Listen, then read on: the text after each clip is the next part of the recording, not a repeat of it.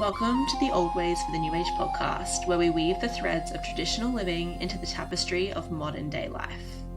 I'm Hannah Forrest, a herbalist and naturopath with a deep love for plants, seasons, and the quiet rituals that shape how we live and care for ourselves.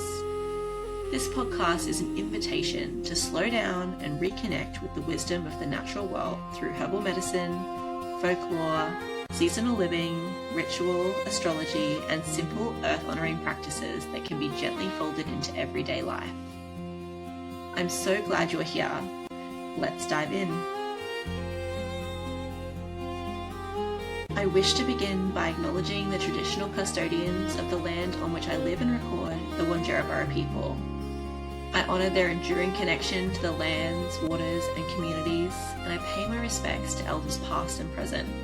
I also extend this respect to all Aboriginal and Torres Strait Islander peoples. Hello and welcome to today's episode. My name is Hannah, I am your host, and today I'm sharing with you a beautiful conversation I had with my friend Claire Murray. Claire is a naturopath, intuitive, health educator, and medicine maker with 17 years of experience within the health and wellness industry. She supports her community through her one-on-one intuitive and naturopathic offerings, as well as through her small batch handmade remedies from her apothecary, Spirit Botanica. Her work is informed and shaped by her own lived experience with chronic illness, gifting her a nuanced perspective on what it truly means to pursue health and well-being. Through her practice, teaching, and writing, Claire invites practitioners and patients alike to explore a more grounded and inclusive approach to wellness, one that honors complexity and the seasonal, cyclical, and dynamic nature of life and health. It was lovely chatting with Claire. We spoke about the intersection between clinical practice and spiritual health. So what would the world look like if we incorporated spirituality as a cornerstone for good health? What if it was included in our medical systems? What if intuition was honored as a part of a healthcare practice, both from the perspective of the practitioner, but also the perspective of the client?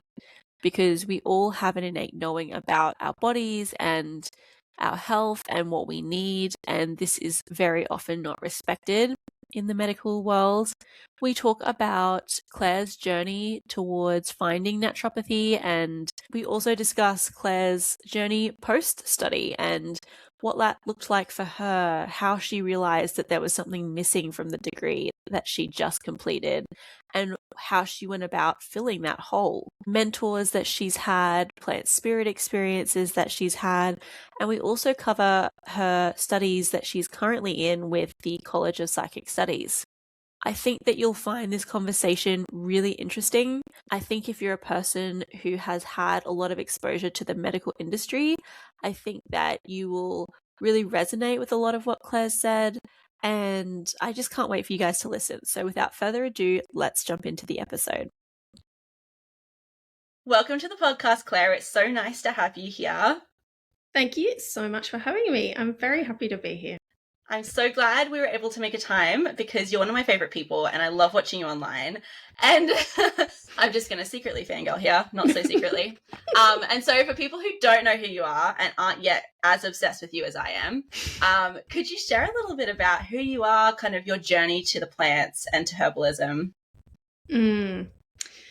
Yes, I would love to do that. So I had way back, I feel like I had a few cool experiences with naturopaths when I was in my teenage years.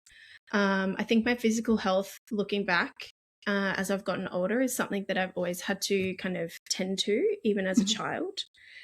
And, you know, having a somewhat holistically minded mum, ended up at a couple of naturopaths over the years and just straight away was like very enamored. And I was like, I want to do what you do. That's really cool.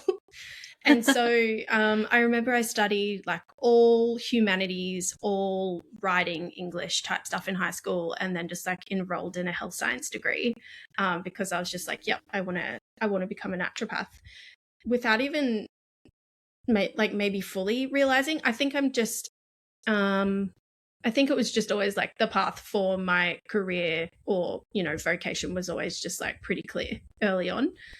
and has twisted and turned since then. So yeah, I studied almost straight out of school, and then it's obviously a very kind of biomedical degree these days. Mm-hmm. I'm saying these days, I like studied 10, 15 years ago now. And I think having the gift of kind of growing up in a family that was a bit holistically minded, and I know in my kind of teenage years, my parents, my mom especially, really delved more into that world of like how emotions can impact, probably more that surface level, like Louise Hay style, like emotions can impact your physical health. Like that was somewhat normalized to me at quite a young age. And so there was just always a part of that study that just always felt quite missing.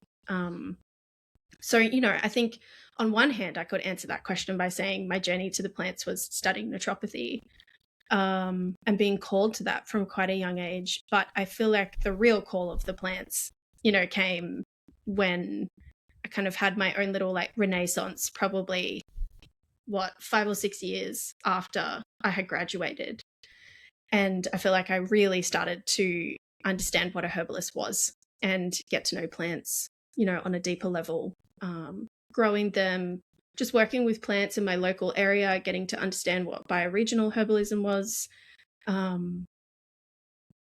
understanding more about, our relationship with indigenous plants and plant spirit communication, meditating with plants, touching a plant, smelling a plant, tasting a plant, because you're growing it, from going and having a degree where you basically don't have to touch a plant the whole entire time.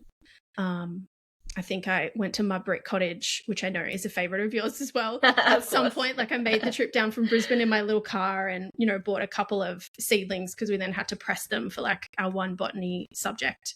That was it.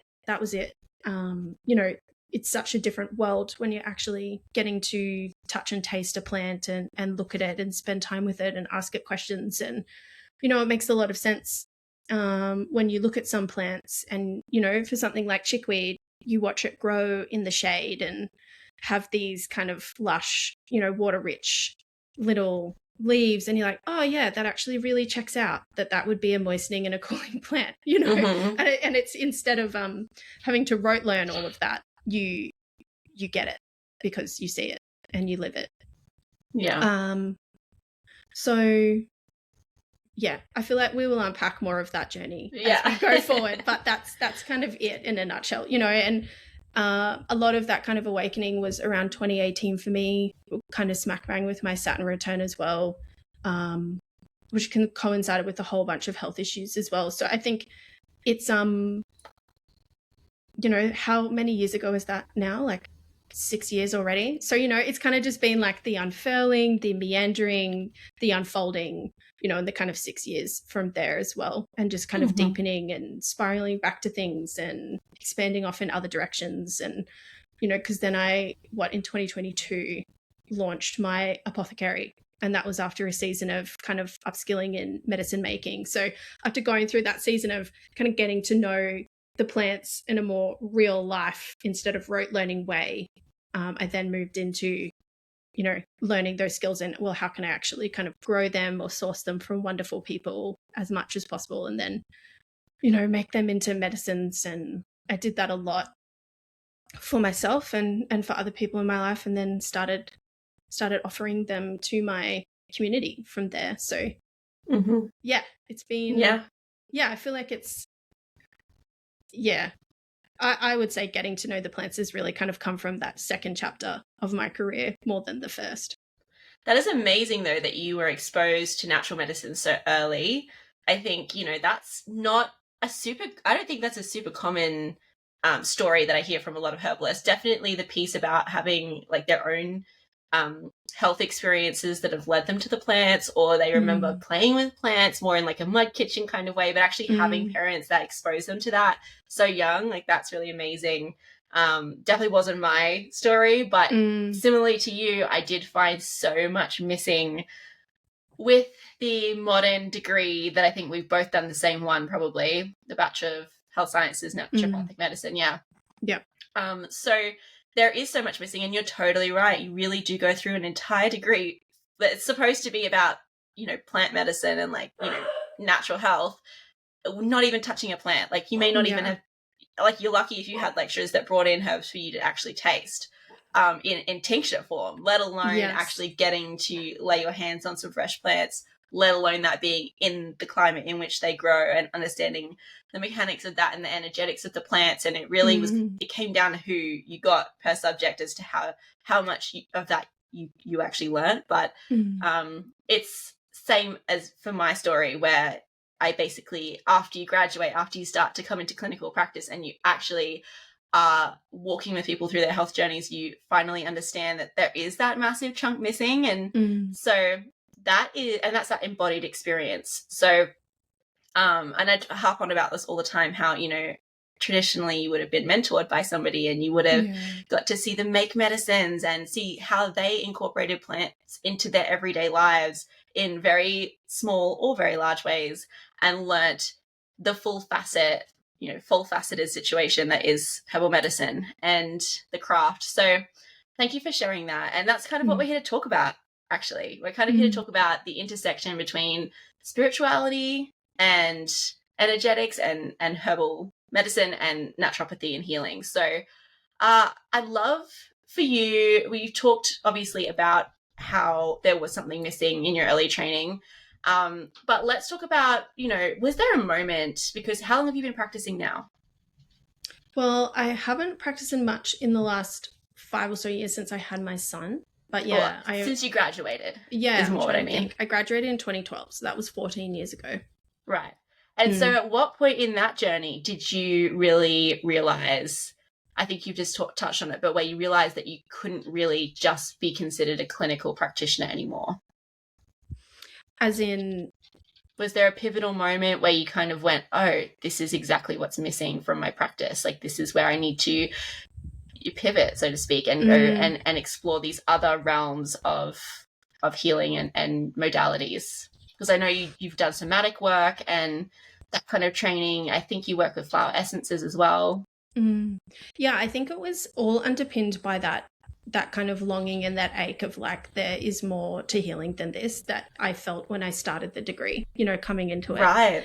And then when I graduated, my boyfriend, now husband at the time, had moved down to Sydney. And so we had done long distance for 2 years while I finished my degree, because it was so long ago that there wasn't even, I mean, I know there's Torrens now, but Endeavour was like the only place to study, for kind of 10 or so years. There wasn't even an Endeavour in Sydney. So I couldn't move down there and study. And so when I graduated, I moved down there to live with him. And so I was in the kind of big wide world of the Sydney wellness scene, and, like the kind of whole blogging scene was really started to kick off. Like it was the kind of early 2010s, and just like everyone was at the, organic whole food cafe getting their green smoothie and blogging about it. And it was a different world. And what a time. What a time. Oh gosh. And I actually got a job in a clinic eventually that specialized in methylation. It's kind of the premier, like the first clinic that did it, and it's probably still the leading clinic in the space. And got totally launched into this extremely biochemical approach to practice. Yeah, that's heavy. And so it was a lot of DNA, like genomic testing, interpreting that, like well beyond MTHFR, dealing with very chronically ill people. Like I worked and kind of managed the clinic for a bit and their social media and website, and then moved into practice probably 6 or so months later. And was seeing people in wheelchairs, seeing people who had been, on disability for 20 plus years, as this world of kind of methylation really started to take off. People kind of asking like, is this my answer? And even still then, the whole entire time, even though that work was incredible, definitely had shifts for people, was an incredible experience for myself as basically a brand new clinician at the time. There was always still that kind of, underpinning thing of like my own personal beliefs on health encompass more than this, encompass more than pathology tests, encompass more than genomic testing, organic acids testing, gut testing, microbiome testing, and just kind of continued on from there. And I eventually moved back to Brisbane and was working for a product company at the time, was working full time. Then I went part time so I could do practice more. And I think having that just kind of gave me some time and capacity to kind of sit and ask some bigger questions, explore some things, and just slowly start to kind of dabble, and let those questions take up space. Like I did a little kinesiology course and, all in the lead up to, kind of studying plant medicine, plant spirit medicine, somatics, medicine making skills. There was a lot of kind of dabbling in the lead up to that, always being like trying to answer that call, trying to answer that question. And I think there was probably a more naive part of myself that was like, oh, if I can just find the one perfect modality, I can just tick that box. And then I can just offer naturopathy and this, and I can tick the box, and I can offer the full package for clients, and I can just like fix all of their problems, Yeah. So yeah, it's nice to be sitting here feeling a bit wiser in terms of a practitioner, but also having gone through my own health journey and just understanding like what an incredibly complex and meandering and unfolding path it is. And yeah. It's a tapestry. Health and a lifetime is really a tapestry of all these different threads that come together to create the picture of your life. And I think, that is part of the journey is coming to that point, which a lot of, I think, particularly this is, I'm not trying to say anything with saying this, but like, the heart-led practitioners definitely come to that place, right? Like we're all kind of, because we really just want the best of people, I think, and for ourselves and for the community and the greater community of the world, right? We want everybody to be well. And I think that, it's a basic human right. And then also those of us who have a bit of, more of an activist side to them, perhaps, who want to stand up for those who can't stand up for themselves, also feel that piece because, we think that accessibility is important. And then that opens questions because, a clinic that, is a high earning, high turnover, very biochemical clinic just isn't a place that a lot of people can access in their health journey too. And so then we come back to some of these traditional modalities where, this creates medicine and healing that's accessible for people. And that's where some of our best herbalists have come from, is from the Appalachians, for example, where people are incredibly poor. And up until fairly recently, they didn't even have doctors. So they had to rely on the local herbalist because that's the only kind of medicine that they had and that they could afford and that was available to them. So I think it definitely is that this kind of path for people, especially when you're coming from that heart-centered place, definitely is very common because we are looking for that piece, right? That piece that's going to help people and help ourselves. So thank you for sharing that. And so how did plants, because you just mentioned it, but how did plant spirit medicine and plant spirit communication enter the picture for you?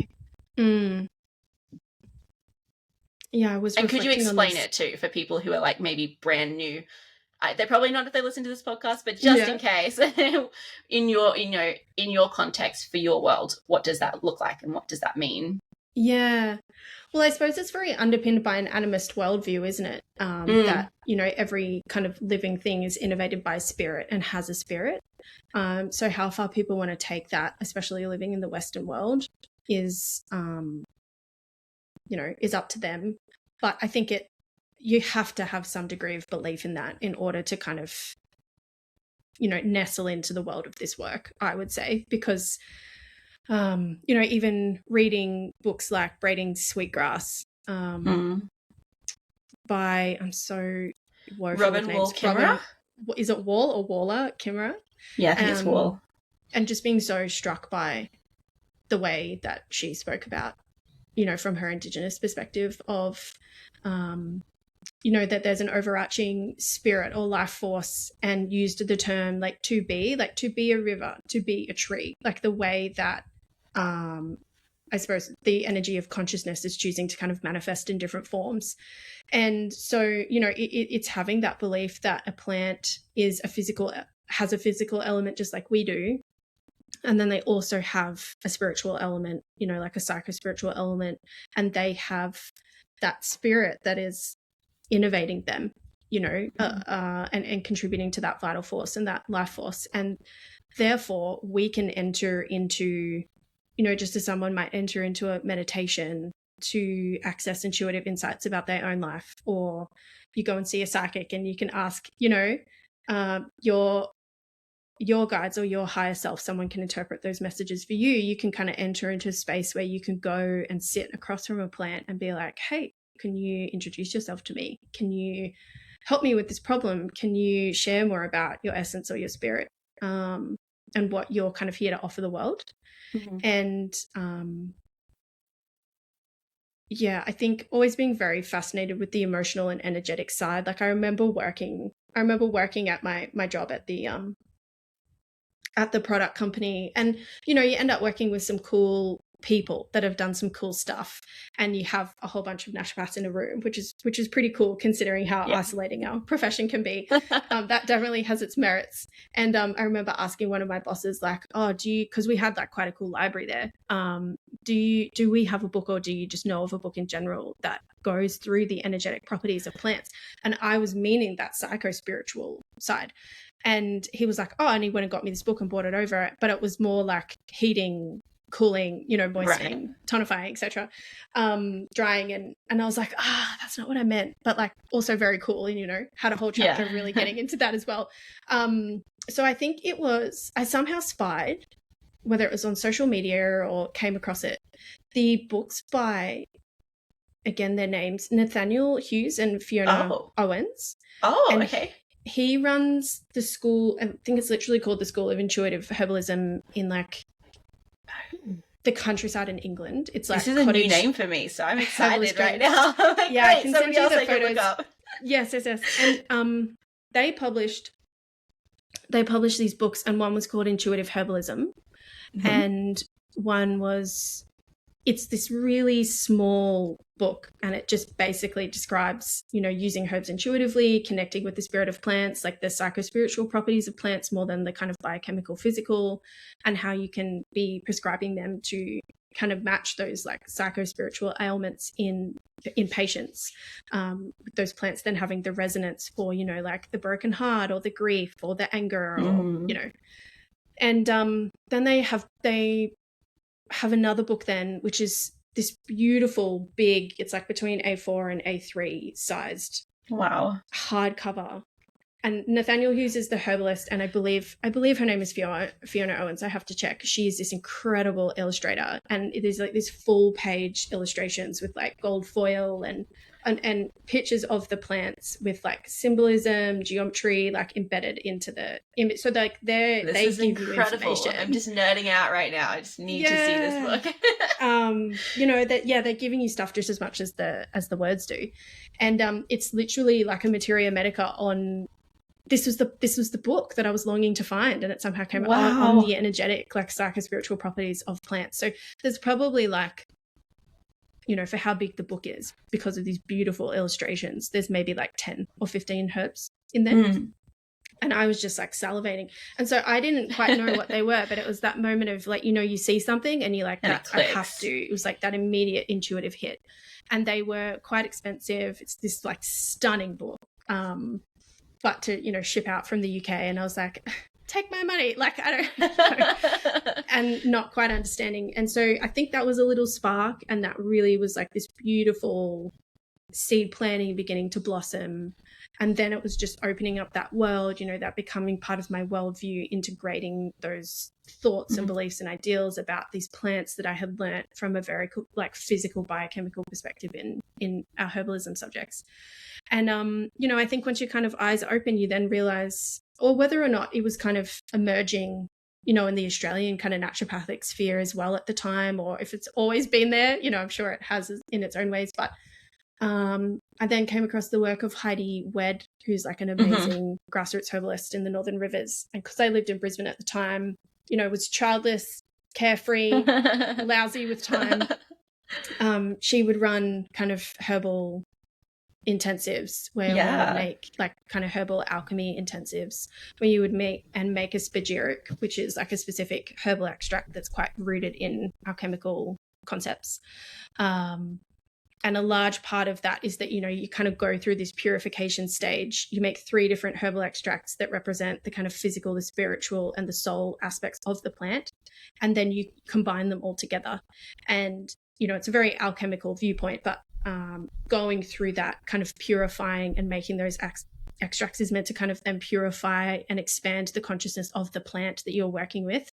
And you know, as within, so without, like you're going on the same journey within yourself, like you're purifying and, you know, expanding your consciousness as you go on the journey. So it's this very kind of like spiritual, introspective process if you kind of treat it as so. And she works with a different plant each time.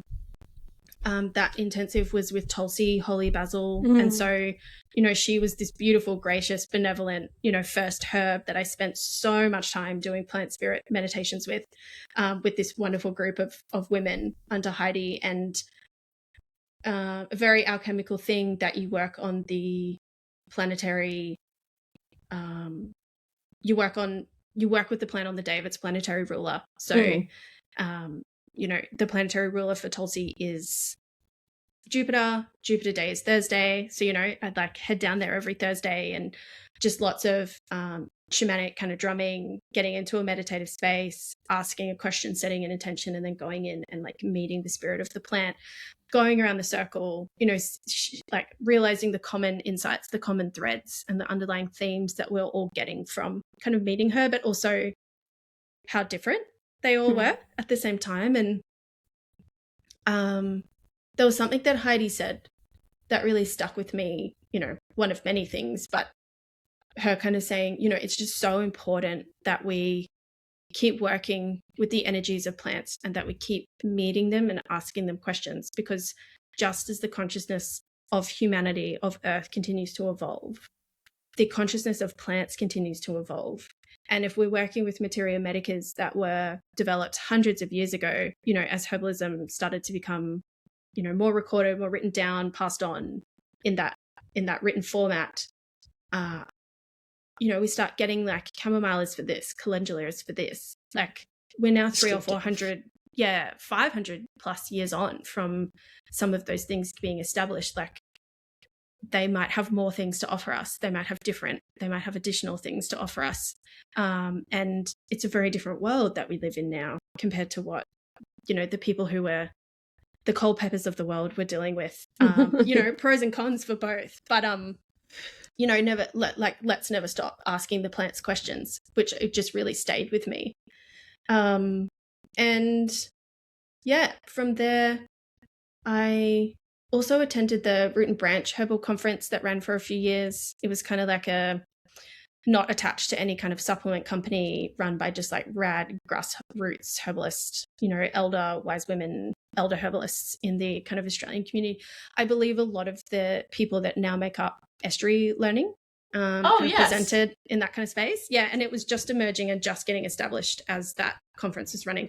So it was just held at like a really cool event space in northern New South Wales, like a campground, and it's just like a bunch of, you know, rad grassroots herbalists hanging out, doing workshops.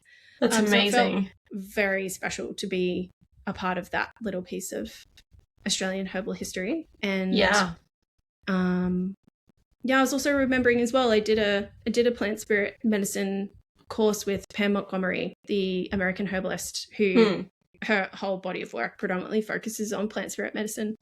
And yeah, so I was like, oh yeah, looking back on it, like I really kind of immersed myself in it for a while. But it was, first and foremost, like it was such a personal practice, you know, it just opened that door for me to be like, okay, like just put a drum track on my phone and go and sit out in the backyard and like ask a plant some questions. Like I was growing calendula at the time and all these other, like not even medicinal herbs, like you just having that world opened up to you of, you know, the same route you would take every day to the dog park, or when I go for a walk, all of a sudden a plant would be jumping out at me, or, you know, an elder tree would be jumping out.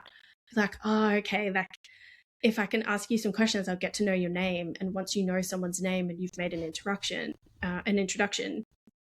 you know, you can form community, you can form connection. They're not just this nameless face, whether that's a person or, you know, a plant.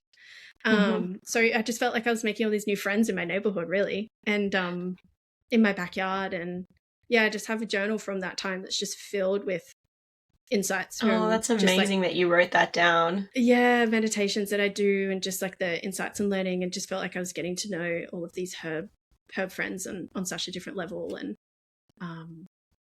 just that, you know, it doesn't have to be medicinal herbs. Like it can be any plant that you're drawn to.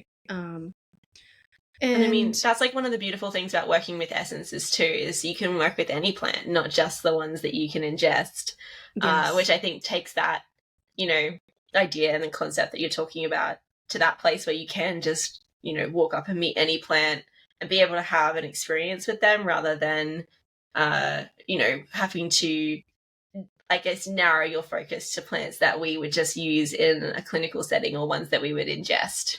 Yes, and that's such a good point that you make, because also Hadi Marika's book came out at the same time, all about the medicinal herbs. And so I just remember getting that book and walking out into my backyard, and like I just made like 10 new friends. I was like, oh my gosh. Her book is amazing. Both her books are beautiful. Yes, I love Heidi. She was one of my teachers back in the day, and I interviewed her for a magazine I used to work for. Actually about like her journey to the plants as well, which was amazing and incredible. Fascinating story. Yeah, totally. And so for anybody who doesn't have Heidi's books, you need to go ASAP and get them, or borrow them from the library, because I'm sure they're in the libraries as well. But have a read, because it is amazing to be able to see all of these plants that you walk past every day. Like I think cobbler's pegs is one of them. Yeah, the leaves are like one of the richest source of protein like around. It's amazing. Like, okay, filing that away for the apocalypse, you know? And I yeah, totally. And I do find, like, I find it difficult here in Australia, because traveling, like if you have the, you know, good fortune to be able to travel, I don't really have much of a choice because my husband's Canadian, so I have to go. But going to North America, and I think similar is to be said for Europe, that I haven't been yet, you just see plants everywhere, like wild plants that, you know, we hear about, and you see why wildcrafting is so popular there, and then you see how different it is here. And I do find it quite different personally. You don't just see echinacea growing on the roadsides, like it's just you just don't see it here. It's just different. Like goldenrod is absolutely everywhere in the summers over there. Like it is fields and fields of St. John's and goldenrod and, you know, wild rose, and it's just not the same. So I think Heidi's book really opens the door to getting to know our local plants and working in a more bioregional way and a very sustainable way for us here in Australia. So I, you know, really most gratitude to her for that. Yeah, and I think you're so right. It's really, and just stretching people's viewpoint of like, is it a weed or is it a medicinal herb? Like, is it something to actually be treasured and revered and respected? Because that is the medicine. And, you know, I had, it was almost 2 years ago now, but I went to England in March. So it was early spring of 2024. And just, you know, going for a walk down the street and on the footpath, we're in Yorkshire, out in the countryside, and there's just like nettle everywhere, cleavers everywhere, like all of that early spring medicine. And I was just overcome, and I was just like, oh my gosh, and then just like got stung like to the bejesus by all the nettle. And I was like, I have never touched real nettle before. Like this is the moment, you know, like and that is a very natural reaction, because the first time I went to Herb Cottage, I saw the nettle plants and I went, oh my god, it's nettle, and I grabbed it. A nettle is really good at teaching you how to have strong boundaries. Yeah. And I was like, okay, I understand now. I did cognitively know this, but you know, you fangirl over a plant and you just get so excited. Like it's like meeting a friend that you've known online for years, and you're meeting them for the first time face to face. I just want to give them a hug. Yeah, that's it. I was overcome. And just, I remember a mentor of mine, her saying the best herbalist that she knew was her mother-in-law, who was German, and she could Oh. make the best bitters that anyone has ever tasted, because she would go out her back door in Germany. She would know all the plants. She would pick them. She would tincture them, and the knowledge that she had of the plants. And I was like, well, not only do you understand how much wildcrafting is a thing, but you understand how Western herbalism even came to be, because they're like the manky herbs growing on the side of the footpath, which I'm sure they're growing very plentifully, somewhere. But like, they're the equivalent of the cat's ear or the dandelion or the cobbler's pegs that we have here. It was the people's medicine. It grew on the side of the road. It grew in their backyards. They went out and picked it. And people so often lived and died in the same place and traveled, like a max of a 20, 30-mile radius. Like the 10 or 15 herbs they had, that was their life's medicine. And I think, it's such a fascinating thing to try and convert that here. Like, we're both in Southeast Queensland. We have many herbal friends who live in Tassie and Victoria who can actually grow a lot of these herbs. Hawthorn. We cannot. I find so it's jealous. Like the ones that are so hardy and so prolific, like mugwort, elder, St. John's wort. I mean, my motherwort's popping off right now, that like can actually survive in this climate. Yes, tenacious ones, yeah. The tenacious. It's not the full gamut of what we learned. And it's like, okay, well, how can we kind of be in right relationship here? I think it's so wonderful to be able to grow some herbs that are part of what I have been inducted into, the lineage that I have learnt, of Western herbalism, and also the herbs of my Indigenous ancestors. Like, they all come from the UK and Europe. This was their medicine. Like, that, it feels like a beautiful practice for me on many levels. But then also being like, it's also a calling into, well, what is the medicine that's around here? Because it's not echinacea. Yeah. It's not echinacea. Well, you can grow it. You can grow. I had flowers last year. But it's not the thing you're going to find growing on the roadsides. And I think, plantain, amazing medicine for us. Plantain everywhere in Queensland, I find. Such a gift. Yeah, it's awesome. So there are definitely some of those European herbs, like St. John's, you can definitely find if you look hard enough, or if you have some friends. But I think, definitely. I talked about bioregional herbalism a little bit with why am I having a mind blank? I've just been messaging her today. Is it Taj? No, Kaya from Hervé Thylacini. Yes. And she's from Czech, right? Yeah, but we talked a little bit, because she works almost exclusively with, local plants. And so we did talk about how also this concept of bioregional is kind of one of those terms. I do a lot of like breaking down of terms here, because I do think a lot of us use words and terms that we actually don't understand, and a whole bunch of us are confused about what it actually is. And so bioregional is kind of one of those. It's a buzzword. It's a word that people like to throw out, but like, what does that really mean when we translate it into our own lives? And so we did talk about kind of how we can work with the medicines around us, and you can work with them again in this plant spirit way too. And this also feeds into my conversations with Jen Campus, who we talk a lot about spirits of the home and spirits of the land, and like that is like a relationship that is symbiotic. And so getting to know the plants on our land also opens us up to those relationships with the spirits of our land, and vice versa. So it really is like a whole entire ecosystem. And so let's talk about, I would love to know, with all this experience you've just mentioned, which is so deep actually, like I love that you recorded it. I think that is definitely not something I would do. And I wish every time I kick myself, I'm like, I could be having a database from when I was 18 years old, and I haven't done it. I'm just a bit of a type B human being. So I seem like I'm type A, but I'm really very type BC. So, regret, but also always ways to grow. Don't tell your Capricorn side of you that you are type B. It's definitely not my Capricorn side when it comes to that. But what is there a lesson or lessons that the plants have taught you that no textbook could ever teach you? Is there one lesson or a couple of lessons that really stand out for you in regards to this? I know you have a relationship with mugwort. Yeah, I think mugwort does come to mind. I remember having a funny moment with her. You know, you learn mugwort, you're like, oh, she's bitter and she's great for like female hormone regulation. And you know, she probably is one herb where the kind of psycho-spiritual properties have really kind of burst through and have maintained, of like good for intuition, psychic development, dream work, etc. Totally. Not even having to take the tincture or anything, like just you know, sleeping with it under your pillow. Under the pillow, you know, that whole kind of lore associated with that. But I remember I didn't grow it at the time. I didn't have the capacity or space in Brisbane. I'm growing it now in a contained pot. Again, tenacious plants, tenacious. I know her ways. And I bought some, I think from Southern Light. And you know, it's like the beautiful, you know, green leaf and then silver on the other side. And I'm like, oh yeah, I'm gonna blend this up, and I don't know, maybe I was gonna tincture it or something.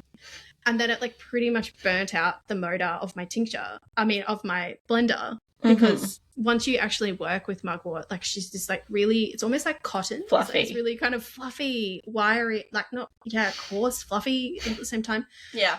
And honestly, it was like such a moment of, I've never had anything happen almost so clearly to me. I was blending it up, and then I opened up my blender and I was like, oh gosh, this is a situation. Like, I don't know. It was like the blender was all hot and I was like, oh, I didn't know that this is what it was like to work with mugwort in real life. Yeah.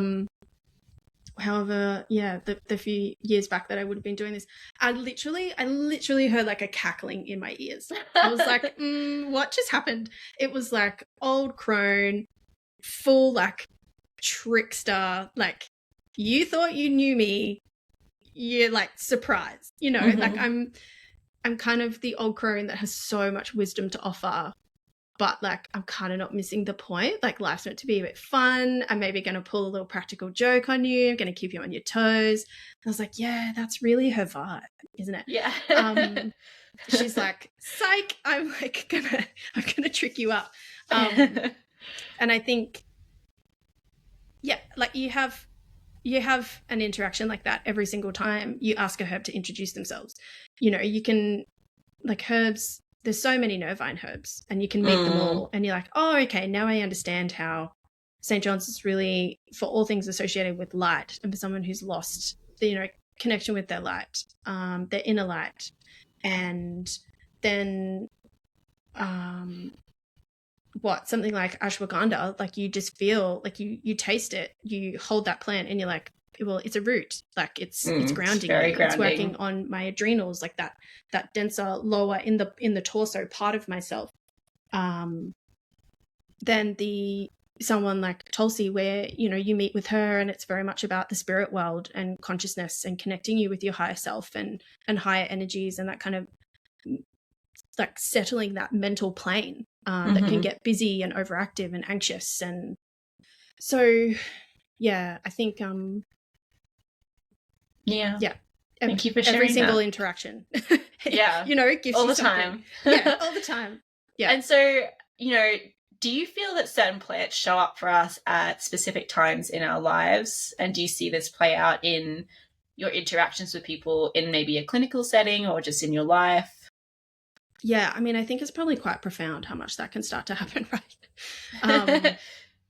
Yeah. I mean, I you know, I think if you are kind of looking for it, you see it all the time. Even people being like, oh, I didn't know anything about this plant, and all of a sudden I'm seeing it everywhere. Having experiences of not even medicinal plants necessarily, just herbs in my local environment, especially when all of this was awakening for me, just feeling such a deep calling to them and just asking like, well, you know, what am I here to learn from you from? And it always being so relevant. And like, I think even at the moment I've grown St. John's wort and it's flowering for the first time, and I'm, you know, slowly gathering the flowers and the stems and adding them into kind of like an ongoing tincture bottle that I have. Yes. And I also grew this tiny little crop, just one packet of seeds of milky oats earlier in the year. Oh. And I thought I missed my moment, but I didn't. I learned a lot from that first little crop. I would love to grow them again, but I got to make like a milky oats tincture. And all of a sudden I was so drawn to being like, oh, I've got to combine this milky oats with St. John's, but it wasn't flowering yet. And just getting to have this relationship with it. You know, I feel like I'm really in this point in my life where I've come out of this intense stage of healing for like 4 or 5 years. Like I've been in multiple health crises, you know, done a lot of therapy, done a lot of somatic work, and just constantly kind of tending to my nervous system to tend to my wider body, you know, to keep myself going, and parenting in the mix, you know, like a very alive and boisterous boy, who really, you know, how to really can get the mirroring of your own wounds, like cooking pretty good for me on most days of the week. And yeah, I'm just like, oh, it's so fascinating how that's come along, that the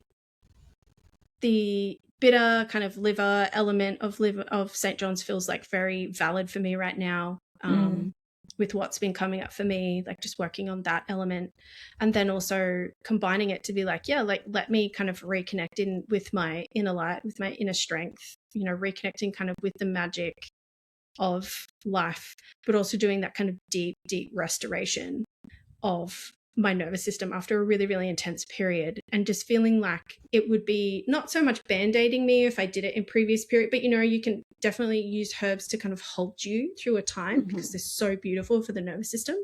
And I'm like, I feel like I'm out of the intensity of that season now. It can really get to work on doing like that deeper nourishment, replenishment. And just with St. John's having that such oily element and oily affinity, like great for the liver and the gallbladder.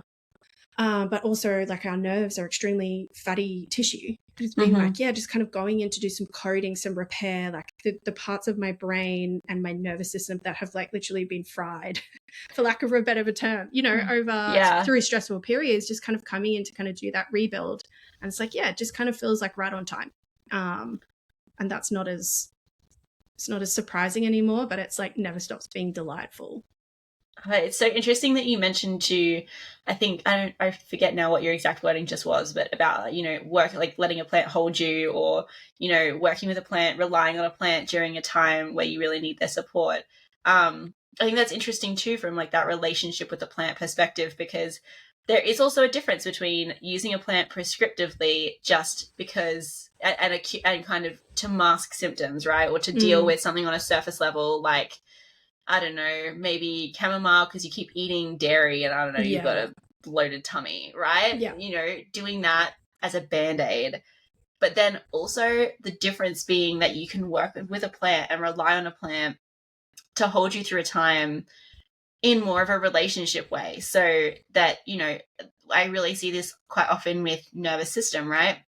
So for people, for example, who have panic attacks, working with a particular plant that helps them through their panic attacks, maybe it's passion flower, maybe it's kava, maybe it's, you know, motherwort, depending on what reason you're using it for. Like, you know, we can work with plants for their, you know, their spiritual offerings and their metaphysical offerings too, their energetics, rather than just, you know, what they can physiologically do for us. So maybe motherwort is the plant you work with and you have a relationship with, but, you know, being able to see, touch, taste, smell a bottle of the same herb every time you need that support is such an interesting distinction, I think, being able to rely on a plant in a, you know, reciprocal relationship setting rather than using a plant all the time just as a Band-Aid and a prescriptive fix. So that I just thought was a really interesting thought that came into my head when you mentioned that, because I think I guess when you start out on this journey of understanding this plant-spirit communication, plant-spirit relationship,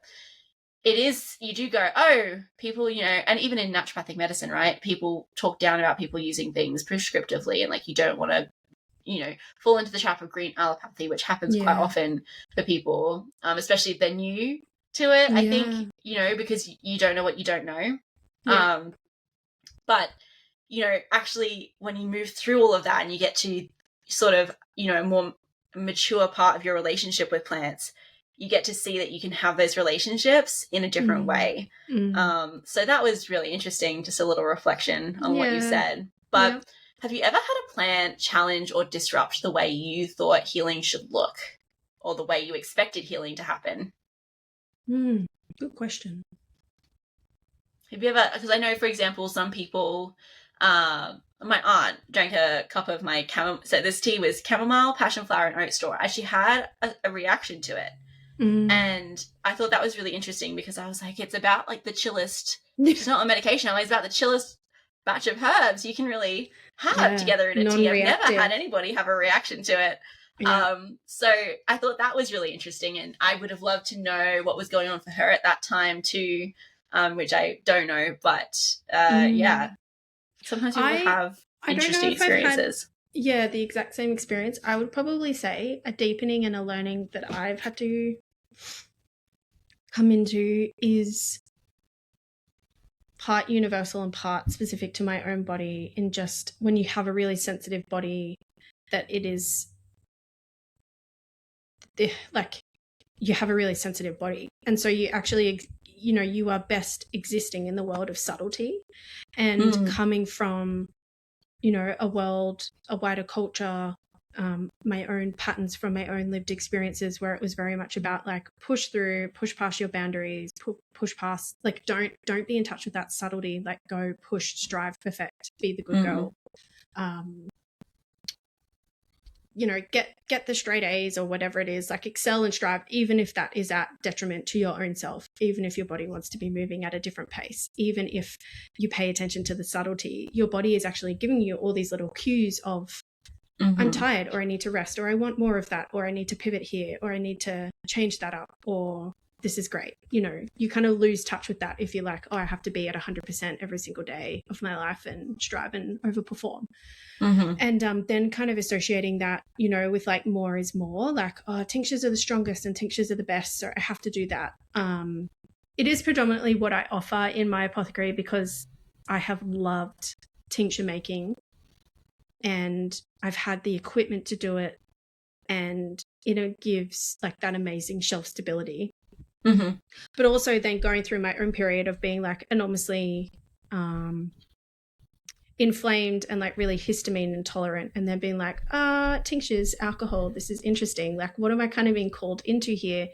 And I had this beautiful client recently who has so much Pisces in her chart, like she's so Piscean, and so like the water element is like really her jam, right?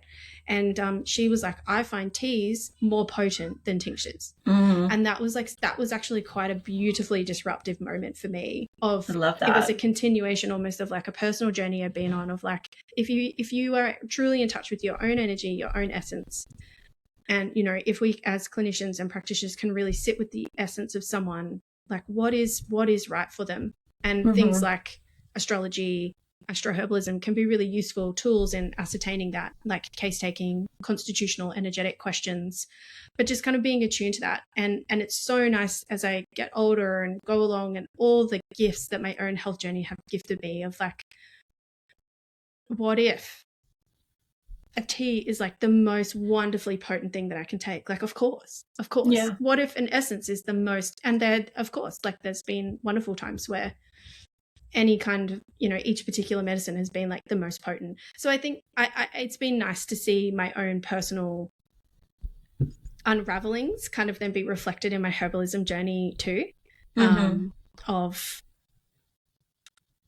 just that kind of real capitalist thing of like, bigger is best and more is more, and it's got to be the strongest and the most potent on paper. And it's like, well, no, like there's many ways to define potent, just as there as many bodies as there is. Absolutely. Perhaps one of the greatest gifts this kind of journey can offer us is understanding nuance. And like this journey of, you know, working with a whole person, which is the underpinnings of naturopathic medicine. Yeah. But we've lost it in the effort to become more, I guess, agreed upon, more appreciated by the Western medical system.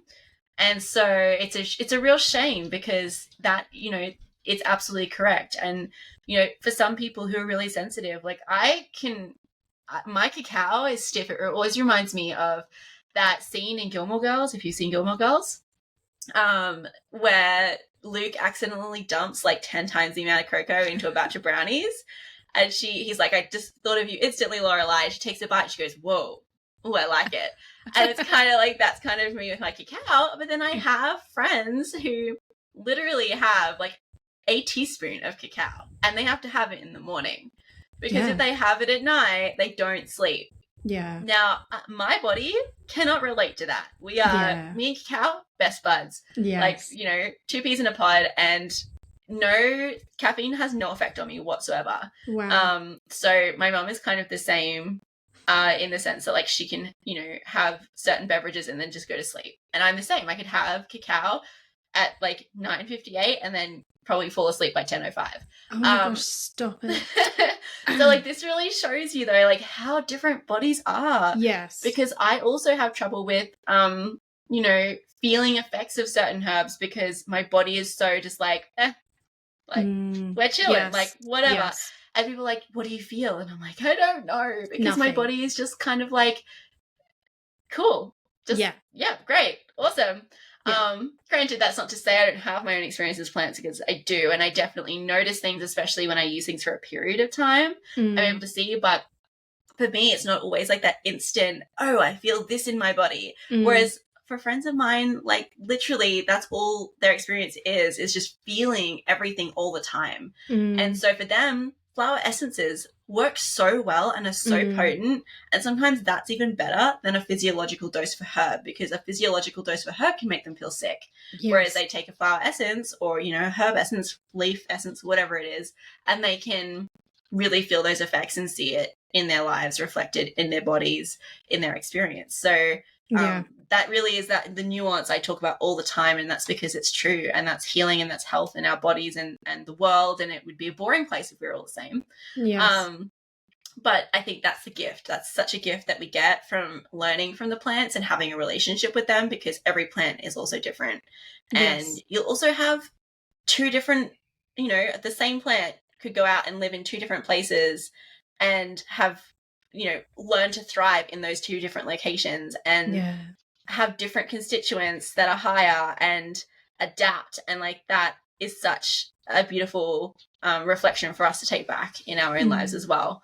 And even how, a tincture is going to extract more fat-soluble compounds and a tea is going to extract more water-soluble. Totally. Like, what if you were to ask those two extracts the same question, would you get a different answer? Like, it's so, there's a lot of layers to it, and it's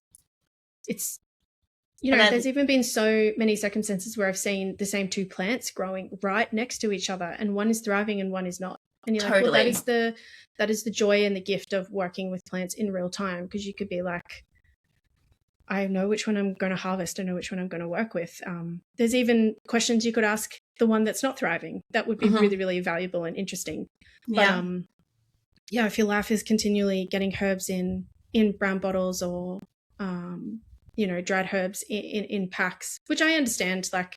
We've talked about it here before. It's not a shame thing. It's more that, like, get out and see what is around, because pretty much everybody has access in one way or another, even if it's gazing at a tree outside of your window. We all have a way to interact with plants.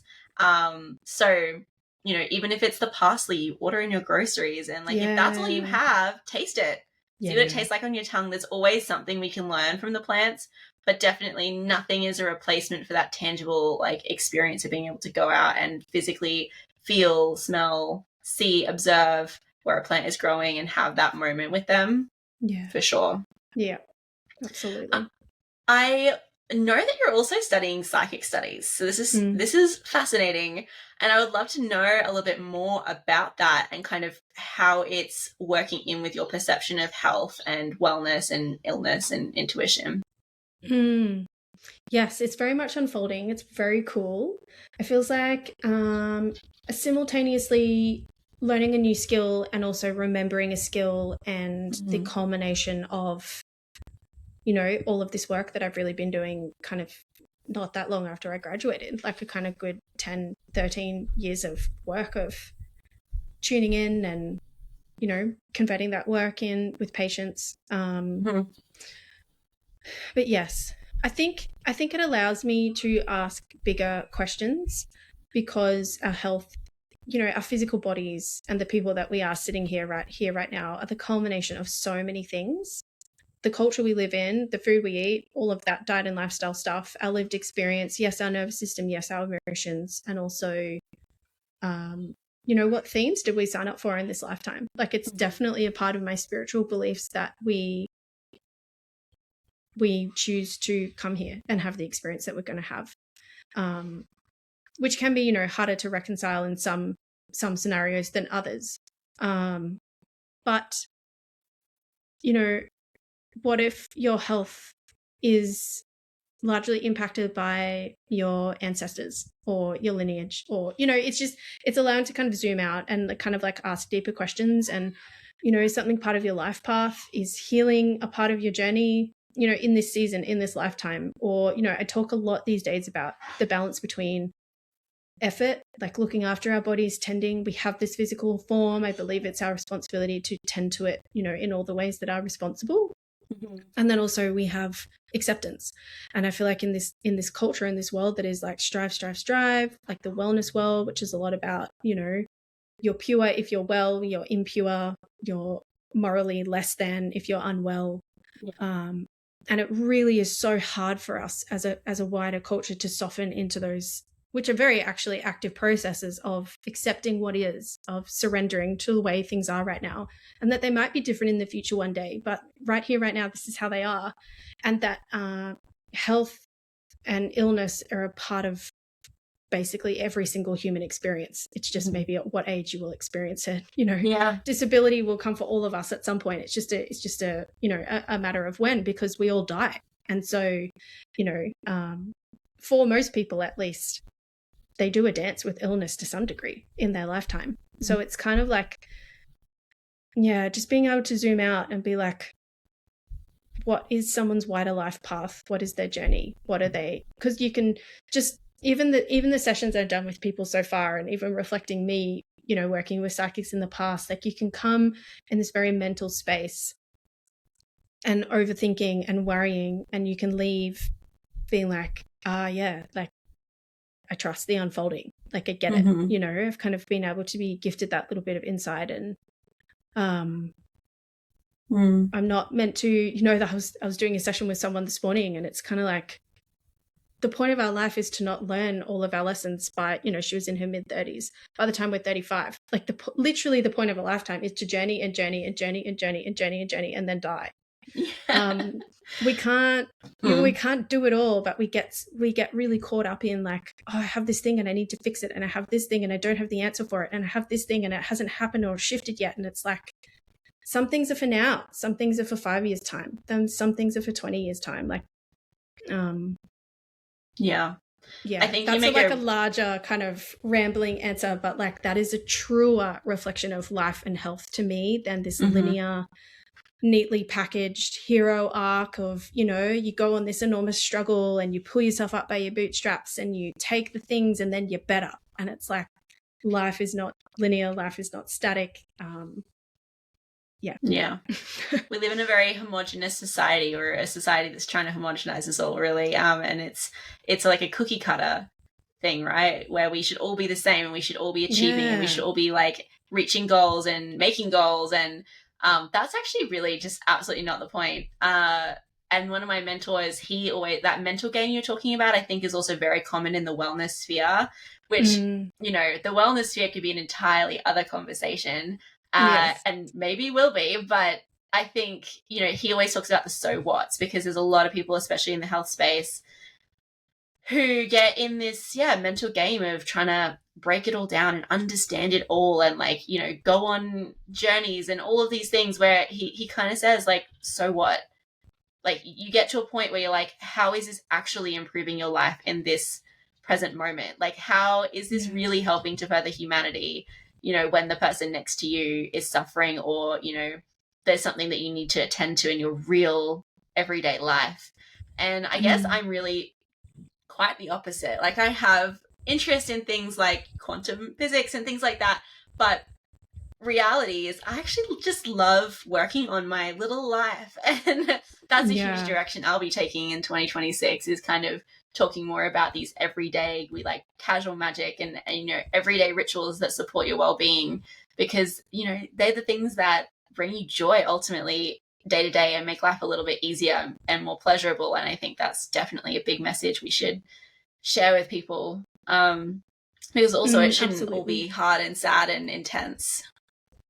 And how much of life is actually about co-regulation, you know, we get made to think we are meant to be very hyper individualistic, and if we can't figure something else on our own, then we are a failure, and we are a burden, when really, like, I think, yeah, most healing, all healing happens in co-regulation. Like, ultimately, if you can, you go and see a therapist and you're held in your vulnerability. You go and see a friend or a family member or a partner and you're held in your vulnerability and in your healing. And that can also be extended to non-humans, like, which I think spins the brings the plant spirit element into it beautifully. Like, you can go co-regulate in nature with all of your favorite plants, and you know, you get to know these plants, and then you feel like you have friends that you can lean on during tough times. Yeah, that Absolutely. Yeah, it's such a simplified version that we're told when, life is like more messily glorious, which is wonderful. I like that. Yeah. Would you be able to share one simple way that people could begin connecting with plants in a more relational rather than transactional way? I really think the biggest thing that I got taught, and I feel very grateful that I had mentors and teachers that really taught this relational way, is, you know, go and create space and ask a plant to introduce themselves and ask what they would like to share, ask who they are, ask who their being is, and really spend that time, just as you'd be, you know, catching up with a new friend, you'd be asking them all these things about their life as you're getting to know them, rather than kind of barging in with that more extractive mindset of being like, I have this problem, help me with it. Or like, what is your, you know, what are your ways that you can, what's your medicine for helping me with my problems? And just really going in with that viewpoint of reciprocity. And even, you know, I got into the habit when I was doing a lot of plant spirit meditation and, you know, supported some people through sessions themselves, of being like, okay, well, like, how can we, in the spirit of reciprocity, like, how can we thank you? And like, is there anything that you need? And sometimes that was like quite an esoteric, you know, metaphysical need. And sometimes that was a very practical need. Like, I remember doing a session with a friend, and it was, we really connected with the energy of paper barks. And it was like, this beautiful, beautiful medicine for her. Like, it was quite profound. And then at the end, like, we both were just kind of like, okay, well, like, how can we kind of thank you? And there was this really clear message of like, go and give sugar or honey to the tree. Wow. And it was kind of like, yeah, you know, like, it's my fuel, like glucose in its basis form. And we both got the message, which I thought was like really cool, and so honestly cool when that happens. So I think just going in with that thing of like, imagine it as a cycle. Like, you go back and forth. Like, how can I support you? Tell me about yourself, and then it will be your turn, as it always inevitably is in any relationship, for you to share your needs, your wants. And plants are so benevolent. You know, they will always help you, in some way, shape, or form. Yeah. And do you do that through meditation? Is that what you mean when you say ask the plant? Like, are you or are you literally just sitting down next to a plant and asking the question mentally? I suppose I would normally, I associate most of my plant spirit work as like being in a meditative space.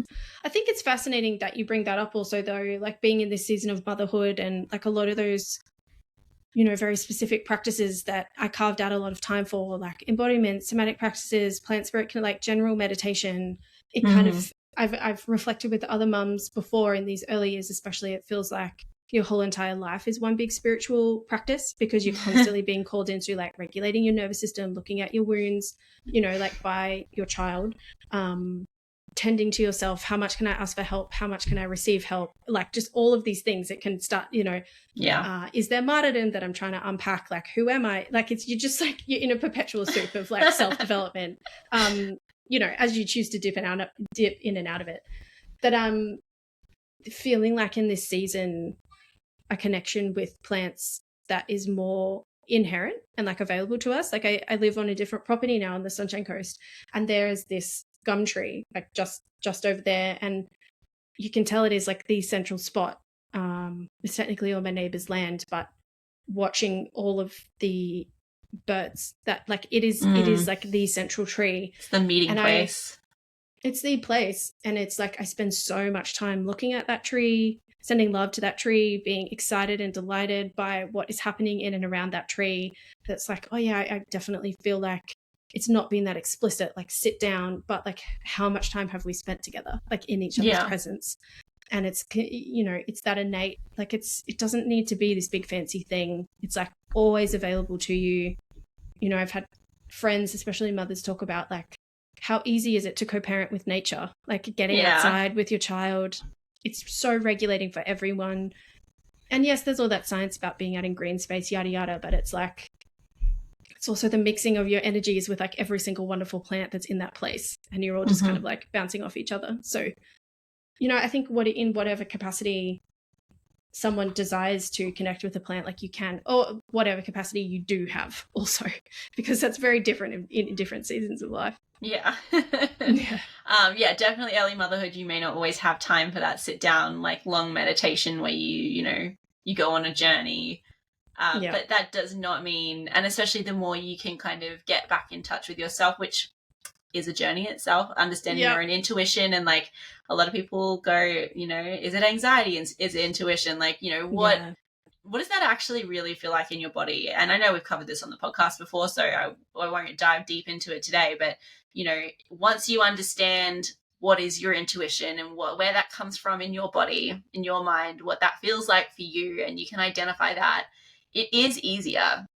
It's like flexing a muscle, like it's easier to have a connection with a plant and realize and recognize what that feels like outside of a deeper meditation too. So there's lots of options, but I just wanted to clarify too. So thank you for sharing that most of your experiences have been had in meditation, because I think that'll be helpful for people when they hear this story, and then they can think about what their own personal practice will look like. I have one last question for you, and that's, if spirituality was truly honored as a cornerstone of health, what do you think would change in our culture? It's a pretty big question, but maybe you'll have a very simple answer for it. If spirituality was included. Yeah, if we prioritize spirituality or spirit connection as a part of our health system, do you think much would change? It's, a really baseline definition of health for me is when I feel a level of peace and contentment in my system. And when I don't feel that, I know that I'm not quite where I want to be. And nothing, it seemed like it was very aligned part of my path, but I really, really started to feel that level of peace and contentedness when I started to incorporate these practices. Like, it was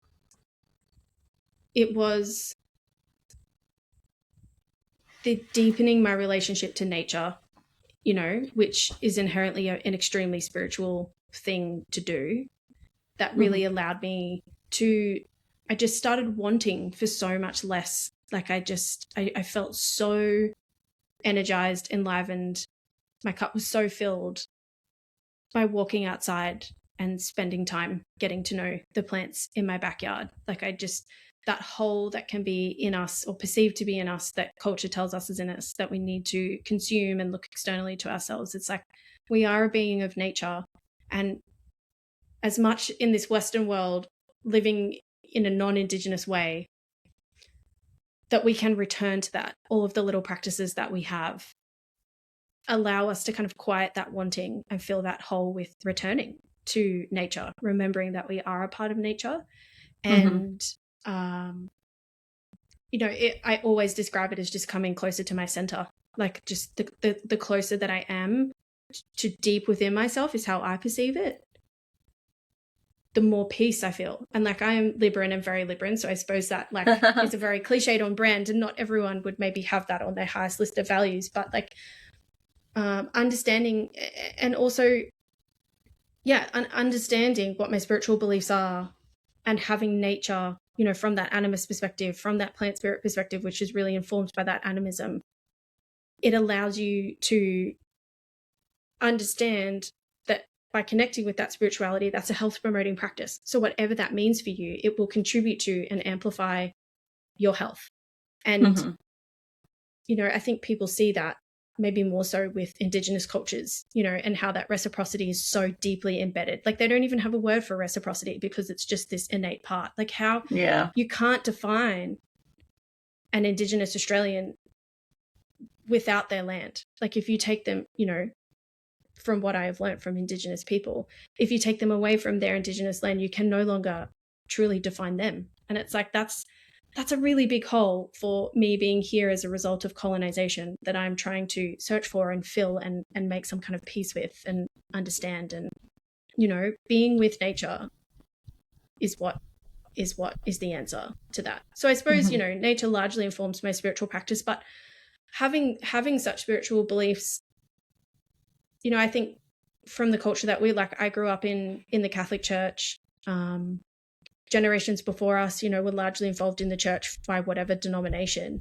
They talk about like leaning on your faith in times of hardship. But that was the church and that was God.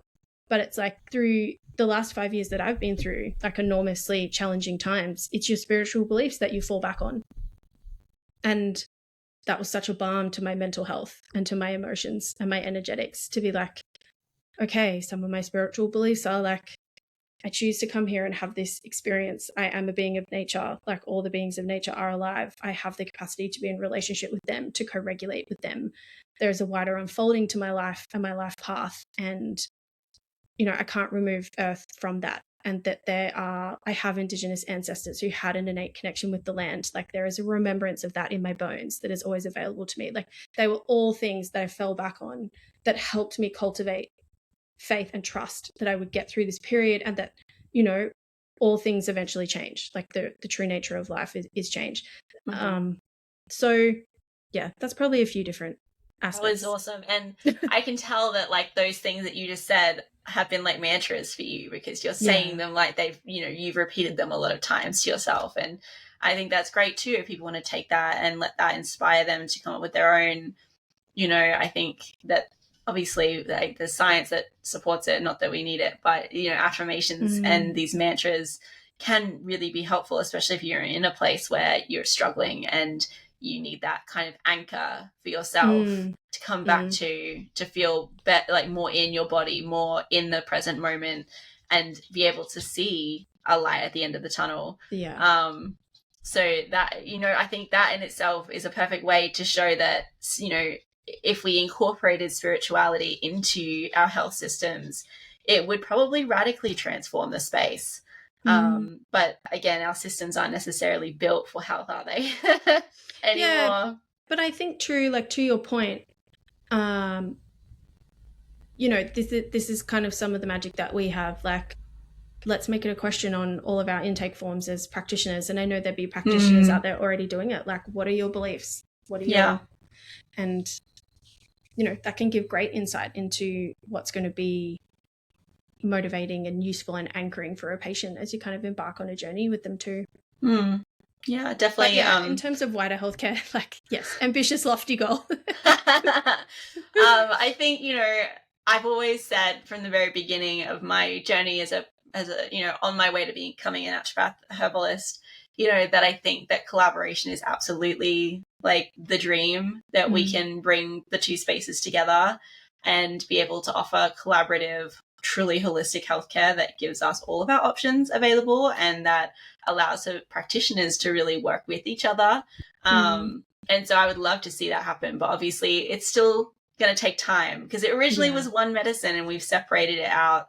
And now it's like we're, you know, against each other. But really, I think the dream is collaboration and to work together and to bring these kind of alchemical, you know, spiritual, whatever your beliefs are. Maybe, you know, maybe you're Christian, maybe you're Muslim, like whatever your beliefs are, to be able to bring that back to a place where it's integrated into your well-being. I think, you know, we know from Blue Zones that is a cornerstone of what, you know, their health looks like and why they're able to live so long.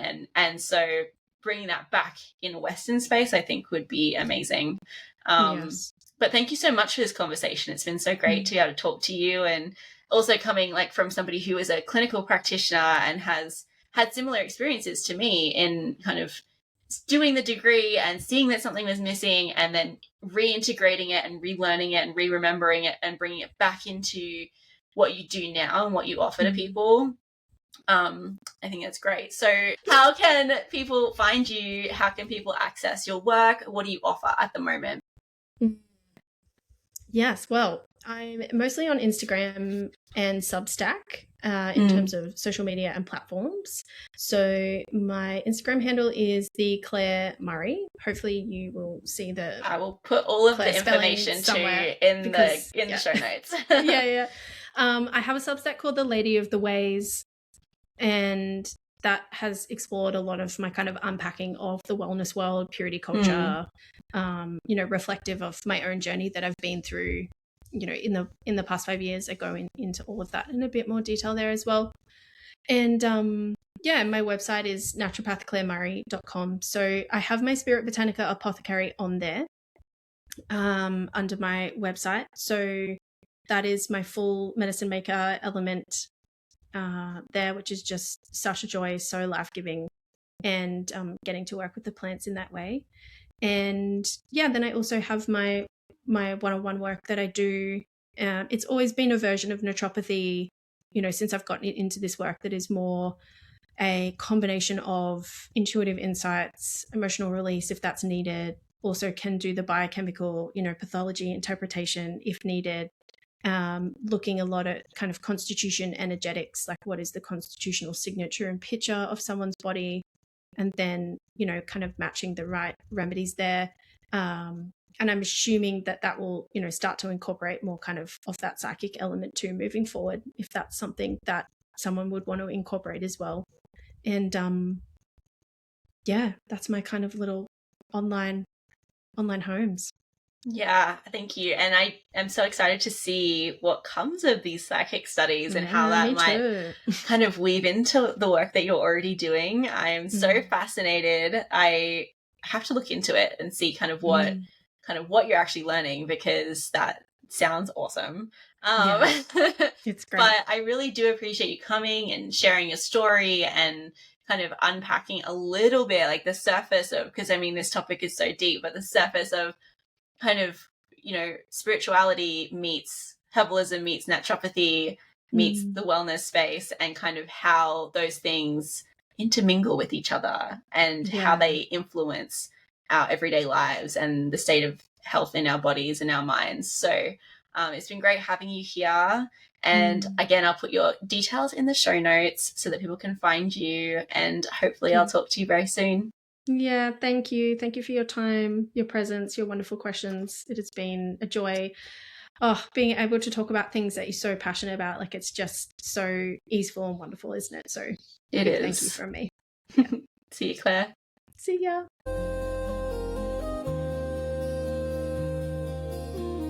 Thank you for listening, and I hope you enjoyed today's episode. Your support means the world to me, and if you have a free moment and would like to leave a review, a comment, or a rating on your platform of choice, that would go a long way towards helping me to grow the podcast and reach more people. If you aren't already subscribed, check out my Substack newsletter. Over there, I share lots of free resources, as well as an option to join as a paid subscriber, which is another beautiful way you can support my work. May what you've heard today guide you in living a little more slowly and a little more connected.